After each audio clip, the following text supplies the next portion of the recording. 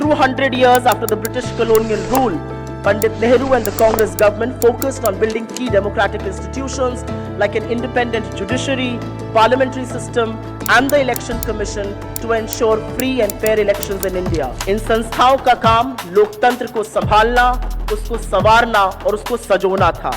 आज उसी लोकतंत्र की धज्जियां उड़ाई जा रही हैं. And it is with this commitment to a democratic India that our leader Rahul Gandhi ji walked from Kanyakumari to Kashmir. उन्होंने हर जगह नफरत के बाजार में मोहब्बत की दुकान खोलने का वादा किया था और वो खोल कर दिखाई. जब वो लड़की हूं और लड़ सकती हूं का नारा लगाती हैं और उद्घोष करती हैं, तब वो आधी आबादी की ध्वजवाहक बन जाती हैं. उनके जैसा कोई नहीं है, क्योंकि उनके जैसा होना मुश्किल है. उसके लिए निर्भीकता, न्यायप्रियता और संवेदना सब होना चाहिए. ये बहुत महत्वपूर्ण सेशन है, क्योंकि इस सेशन में हम भारतीय राष्ट्रीय कांग्रेस की संविधान के प्रति, लोकतंत्र के प्रति जो प्रतिबद्धता है, उस पर चर्चा करेंगे. The Indian National Congress, founded in 1885, has played a pivotal role in shaping democratic India through its enduring commitment to constitutional values, to secularism and to inclusive governance.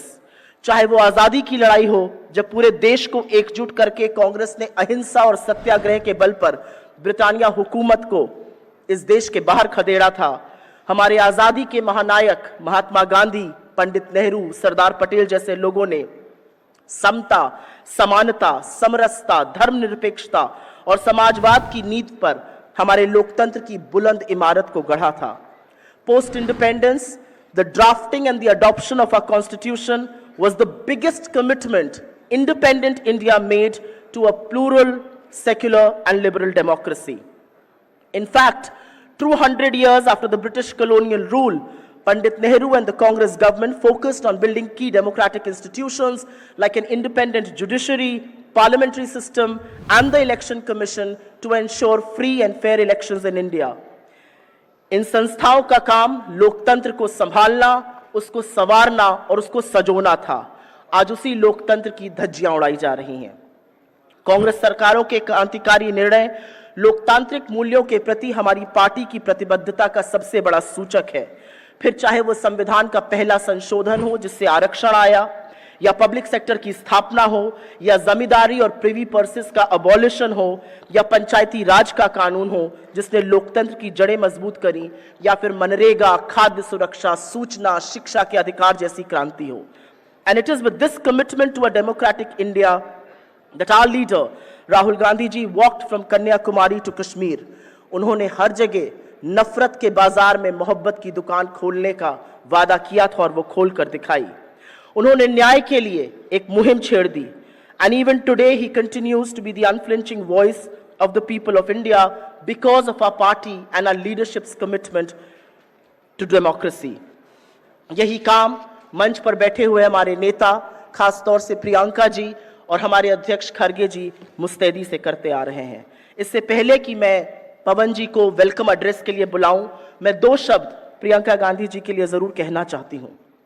वो साहस और सहृदयता का एक ऐसा अनूठा व्यक्तित्व है जो लड़ती जबरदस्त है और उससे भी ज्यादा उन्मुक्तता से हंसती हैं.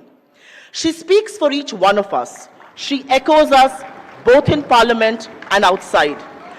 जब वो पहलगाम के आतंकी हमले में शहीद 25 लोगों का नाम लेने के लिए उठ खड़ी होती हैं, तो वो हर भारतीय की आवाज बन जाती हैं. जब वो लड़की हूं और लड़ सकती हूं का नारा लगाती हैं और उद्घोष करती हैं, तब वो आधी आबादी की ध्वजवाहक बन जाती हैं.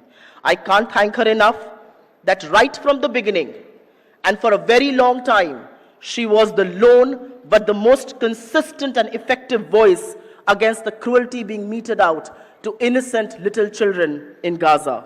She's fearless, she's feisty and she's a fighter. As General Secretary and Lok Sabha MP, her commitment to social justice, inclusive growth and democracy is impeccable. उनके जैसा कोई नहीं है, क्योंकि उनके जैसा होना मुश्किल है. उसके लिए निर्भीकता, न्यायप्रियता और संवेदना सब होना चाहिए.